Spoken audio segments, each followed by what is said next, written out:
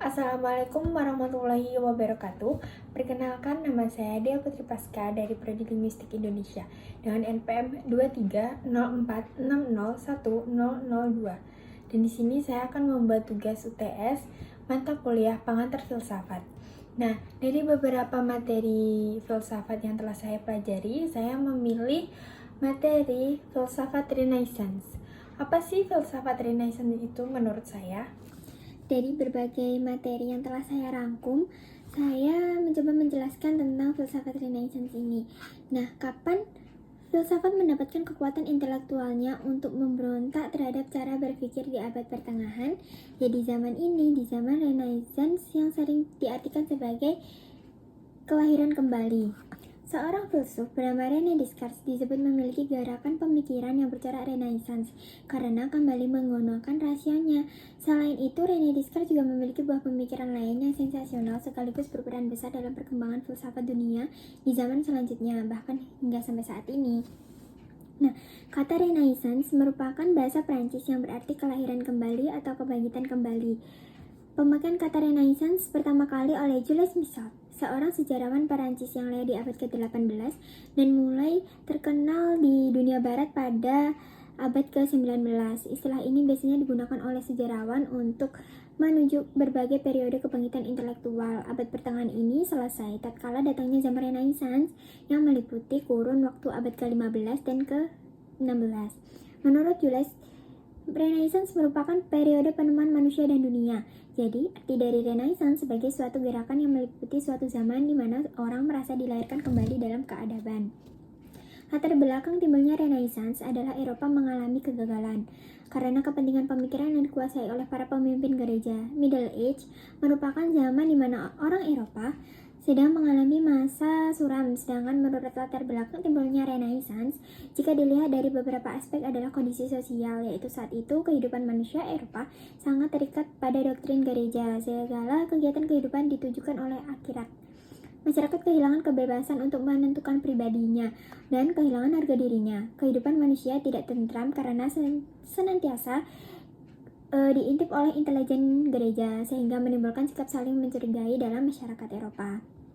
Nah, ada perubahan-perubahan yang terjadi akibat upaya untuk keluar dari kondisi abad pertengahan menjadi latar belakang langsung munculnya Renaissance ini.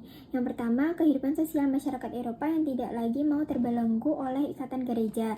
Yang kedua, masyarakat berlomba-lomba memasuki kawasan kota dagang dan kota industri, menjadi buruh untuk dengan tujuan berusaha merubah kehidupan menjadi yang lebih baik lagi. Munculnya kaum Bourgeois sebagai kelompok baru yang kaya dan mampu menyaingi kaum bangsawan. Kaum Bourgeois yang menguasai perdagangan tidak suka pada kelompok bangsawan dan gereja, sehingga hanya mau membayar pajak pada raja. Nah, yang terakhir timbulnya kota-kota dagang dan makmur akibat perdagangan mengubah perasaan pesimis di zaman abad pertengahan ini. Nah, kita masuk ke karakteristik dari Renaissance. Zaman ini juga sering disebut zaman humanisme, maksudnya adalah abad pertengahan. Pada abad pertengahan ini, manusia dianggap kurang dihargai sebagai manusia. Humanisme menghendaki ukuran haruslah manusia, karena manusia mempunyai kemampuan berpikir, maka humanisme menganggap manusia mampu mengatur dirinya dan dunia. Jadi ciri utama Renaissance adalah humanisme, individualisme, lepas dari agama atau tidak mau diatur oleh agama, empirisme, dan rasionalisme. Hasil yang diperoleh dari watak itu ialah pengetahuan rasional berkembang. Religion was not highest experience of human values, yaitu Renaissance mengajarkan kepada manusia untuk memanfaatkan kemampuan dan pengetahuan bagi pelayan sesama. Masa Renaissance harus berani memuji dirinya sendiri, mengutamakan kemampuan dalam berpikir dan bertindak secara bertanggung jawab, menghasilkan karya seni, keinginan manusia untuk menonjolkan diri lebih baik dari keindahan jasmani maupun intelektualnya. Keinginan itu dituangkan dalam berbagai karya seni sastra, seni lukis, seni pahat, seni musik, dan lain-lain. Dilanjutkan dengan 3 filosofi Renaissance. Apa itu?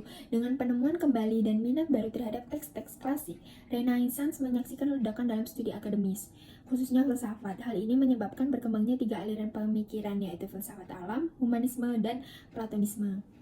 Nah, kita masuk ke ciri-ciri filsafat Renaissance. Filsafat Renaissance memiliki beberapa ciri yang menjadikannya unik dari gerakan-gerakan sebelumnya. Salah satu aspek utamanya adalah pergeseran dari studi keagamaan ke studi sekuler. Dan aspek kedua adalah bahwa individualisme menggantikan fokus kemasyarakatan. Ketika orang mempelajari alam, ada juga aliran filsafat baru yang didirikan di luar teologi. Dampak dari Renaissance bagi perkembangan peradaban barat. Yang pertama, tumbuhnya kebebasan, kemerdekaan, dan kemandirian individu. Berkembangnya ilmu pengetahuan, teknologi, seni, dan budaya, munculnya paham pemikiran baru seperti humanisme, rasionalisme, empirisme, dan materialisme. Dari ketiga dampak yang saya sebutkan, ada dampak positif dan negatif tentunya. Kita mulai dari dampak positifnya, terbentuknya masyarakat perdagangan yang berdaya maju, melahirkan tokoh-tokoh pemikir terlebih pengetahuan, melahirkan ahli sains dan perubahan, melahirkan masyarakat yang lebih progresif dan wujud semangat inquiry. Nah, dampak negatifnya yaitu pada masa itu selain terjadi kebangunan kembali, juga terjadi kebobrokan moral. Pada zaman abad tengah, segala sesuatu dilakukan secara kolektif.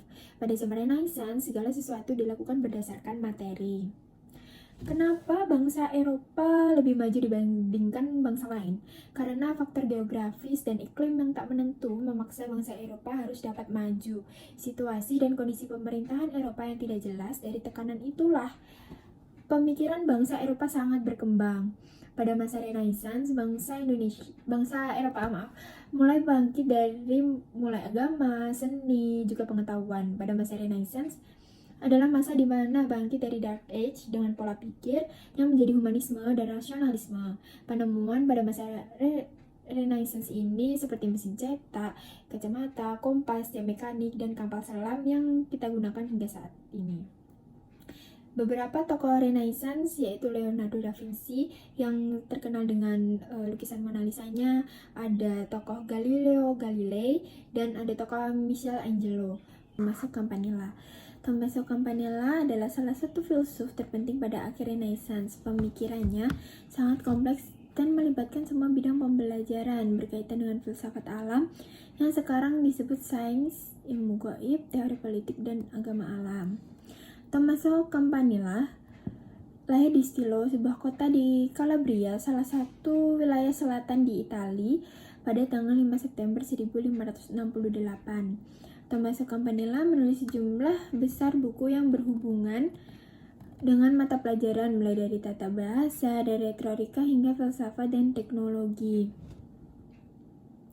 Dan dari kedokteran hingga sihir dan astrologi. Dia adalah filsuf pertama mendahului René Descartes yang menegaskan perlunya pengajuan keraguan universal pada awal sistemnya dan menyatakan prinsip kesadaran diri sebagai dasar pengetahuan dan kepastian. Dia membedakan antara pengetahuan bawaan dan yang diperoleh. Pengetahuan bawaan adalah kognisi melalui kehadiran diri dan pemilik esensi jiwa. Pengetahuan yang diperoleh adalah pengetahuan jiwa tentang hal-hal eksternal. Dengan intuisi, seseorang menangkap sesuatu dengan segera dalam realitas konkretnya, sehingga tidak ada objek yang lolos dari tindakan intelek yang menembus dan mencakup segalanya. Campanella memperkenalkan peradaban antara pengetahuan yang dimiliki seseorang tentang dirinya berdasarkan sifatnya sendiri dan pengetahuan yang diperoleh seseorang di luar dirinya, disebut dengan sebagai perbedaan antara pengetahuan bawaan dan keterbelakangan. Nah, dalam psikologi, Campanella menerima teori trikotomik yang menurutnya manusia adalah gabungan dari 3 zat, tubuh, roh, dan pikiran atau manusia itu sendiri. Roh atau jiwa yang peka adalah prinsip jasmani yang menjiwai tubuh dan berfungsi sebagai penghubung antara tubuh dan pikiran. Pikiran atau jiwa intelektual diciptakan dan dimasukkan oleh Tuhan ke dalam tubuh yang sudah diatur oleh roh. Roh itu adalah substansi spiritual dan bentuk manusia seutuhnya. Dengan para Platonis, Campanella membela doktrin jiwa dunia dan mengembangkan teori animasi universal dengan memberi segala sesuatu semacam sensasi. Beberapa kritik terhadap pemikirannya: berkembangnya ilmu pengetahuan, teknologi, seni, dan budaya pada masa Renaissance yang mempunyai arti penting dalam sejarah kebudayaan Barat merupakan masa kekuasaan, kesadaran, keberanian, kepandaian yang luar biasa, kebebasan, dan seringkali tidak ada batasnya. Sekian penjelasan dari saya. Terima kasih. Wassalamualaikum warahmatullahi wabarakatuh.